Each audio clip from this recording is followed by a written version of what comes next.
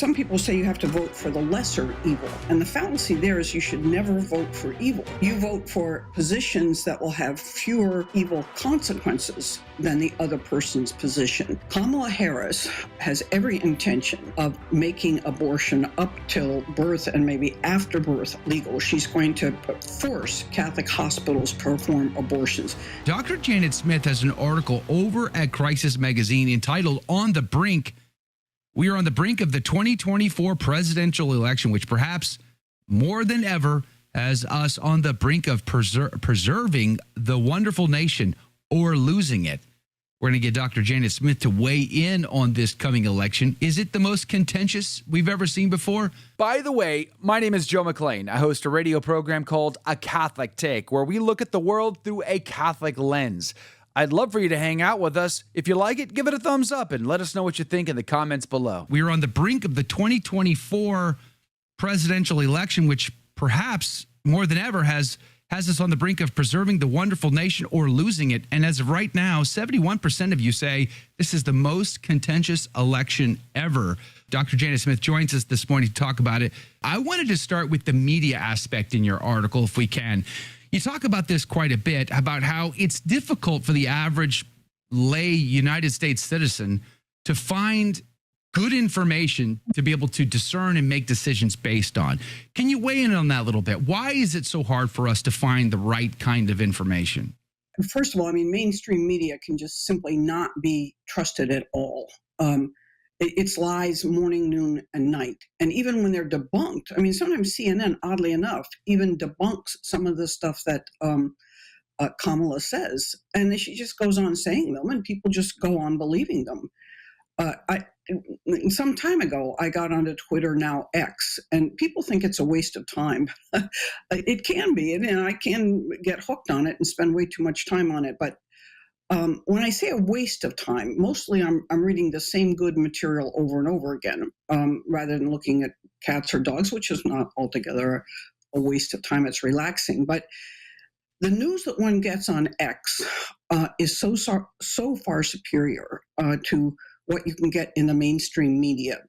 You not only get very good alternative news sources, Newsmax and Epoch News and all these others post on there, but private citizens do a tremendous job of commenting on the news. I mentioned in my article, I was sitting at my desk when there was the first assassination attempt on Trump, and I was working on something. So I open up my Twitter feed on one side and a frame with CNN on another. And the Twitter feed is hours ahead and much deeper analysis, a much greater expert commentary. So if people aren't following some alternative news source, they are simply going to be being gaslighted by the media. What about Catholic news? What about Catholic outlets? How do you feel the Catholic outlets, Catholic media has been doing? And feel free to criticize ours as well. But how have we been doing when it comes to reporting on the election, the candidates, what they're saying, what they're not saying, the issues, anything like that? I probably should have mentioned it. I suspect my thought was that since I was posting on Catholic media, I would be indicating it's something that people should be following. Crisis Magazine is certainly a Catholic news source.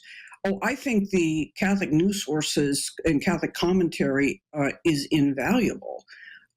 Catholics truly need help thinking through these issues, and you're never going to have the national news comment and as you mentioned, make anything out of Cardinal Burke's guidance on how to vote. Right.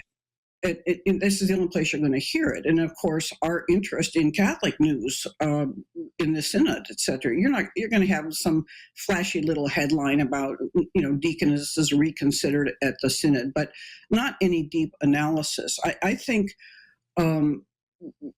we'd be full-blown communist right now if it weren't for alternate media and Catholic media. And you also look at the most incredible phenomenon right now is the 3-hour interview by Joe Rogan of Bush. 3 hours. He said the guy never took a glass of water. He never stopped. This guy really has unbelievable energy. And he spoke very calmly and deliberately and had just a real conversation. I think the last time I heard it was 25 million people had viewed that podcast within a very You short. said Bush, but I think you meant Trump, right? Like the one they just had, Trump and Joe Rogan. Sorry, I'm sorry. I haven't had all my coffee this I morning. know it's early. It's totally fine, but that's kind of a big deal. Now, Joe Rogan invited Kamala, but Kamala turned him down. Kamala, every time she has these interviews, they tend to be train wrecks. I mean, she just does not seem to be capable of a candid conversation to save her life. Trump doesn't have any fear of these candid conversations. He talked about whatever like they were talking about JFK assassination and classified documents and all kinds of things. Trump doesn't seem to matter where it goes. Exactly. I mean, she is a train wreck. Every time she opens her mouth, it's a train wreck. I sit there and I say, what the heck did she just say? She can't answer questions. And I mean, Trump has been using her interviews as his ads against her. I mean, that's pretty sad when you can just say, okay, this is how she answered a question. Do you really want someone who thinks and talks like that to be our president? She's totally incapable of a coherent thought, really, especially any kind of deep thought.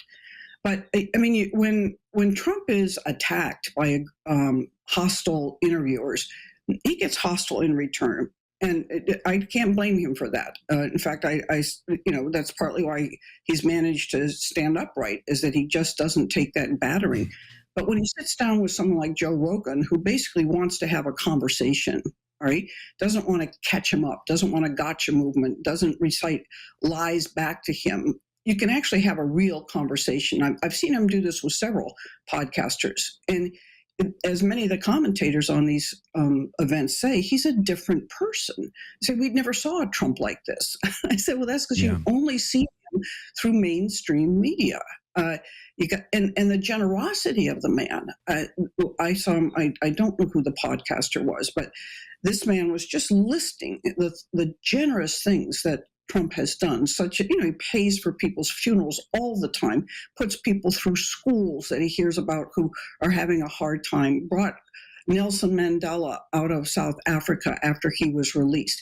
He never mentions these things. The rewards he's received from Black organizations, the things that he's done, they're phenomenal. And this interview asked him, he said, Trump, why, he didn't, I don't know that he used this word, but Trump brags a lot, of course, all politicians do, but again, he brags better than all of them, but, so he brags, but he doesn't brag about this stuff. He doesn't even mention it. I mean, he doesn't even have his publicity people putting out stuff. I get some stuff on Twitter by, again, private citizens, non-journalists who discovered these things and they want people to know. But Trump said, I do it because it's the right thing to do. I want to do it. It makes me feel good. And he really is not doing it for publicity's sake. He's not doing it in order to get people to like him. They would like him better if they knew what he does. I have not seen one report of a generous, kind thing that Kamala has done to some stranger. I mean, virtually everything she does, it seems to be, is for publicity's sake. She went to North Carolina after the hurricane hit and was shown helping pack a plane with supplies. And plane apparently, when the moment was over, they unpacked the plane, and it never went off. And everything she does is staged for a purpose. So I just think people still don't know the real Donald Trump. I mean, even the switch in the Trump campaign since the assassination, he now is starting out his rallies with the Ave Maria, often sung by an unbelievably talented operatic singer or opera singer. That I just saw this morning that the event at the Madison Square Garden was begun. It was like a 5-minute prayer. You talk about voting to limit evil. And some people say you have to vote for the lesser evil. And the fallacy there is you should never vote for evil, even if it's the lesser evil. You vote for positions that will have fewer evil consequences than the other person's position. And so it's a fine point, but it preserves the position you should never vote for evil. And I think some people are saying, I'm not going to vote for evil. And I want to say, you're right, don't vote for evil, but vote for the position that has fewer bad consequences than the other person's position. And then your statement about trying to convince these candidates, that's my hope. Again, as I said in the article, I don't think any presidential candidate who took a strong position against abortion has the least chance of getting elected. All right. And if that's what you're looking for, you're not going to find it. That person will not get elected.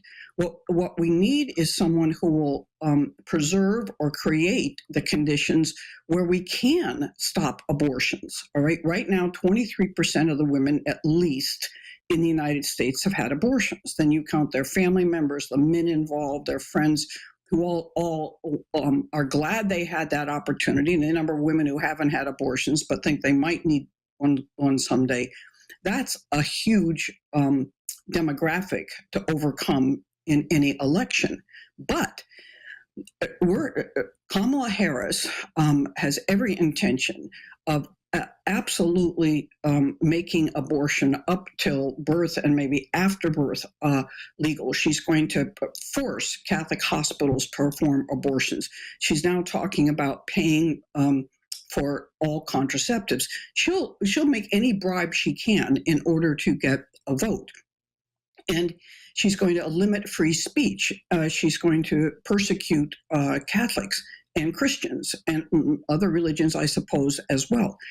So if those things go, if we lose freedom of speech, if we lose freedom of homeschooling, voucher schools, et cetera, the curriculum of local schools, we're dead in the water. We don't stand a chance. If we keep letting in all these illegal immigrants who are going to be permitted to vote illegally, we don't stand a chance. So we have to vote for the candidate who's going to protect free speech, who's going to protect free schooling, who's going to protect freedom of religion. And if we don't have those, we will never end abortion. So if our goal is to end abortion, we have to look at the intermediate steps that will be are available to us to get to the point where we can speak honestly to the American people about what abortion is. Again, the mainstream media will never allow that. So I think that people are confused. Again, I think that Trump has backpedaled on some of his strong pro-life statements in a way. At the same time, we have to understand there's never been a president who has done more to assist the pro-life movement. He kept his promises in the first administration.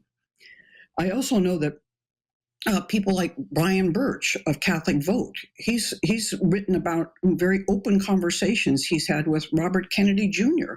about abortion. He hasn't managed to convince him yet, but he said there's no way he could have such a conversation with anyone on the Kamala team. And I'm quite convinced that J.D. Vance is entirely pro-life. He's muted his pro-life stand because he's running with Trump, and you have to more or less, support the policies of your president if you're going to be the vice president.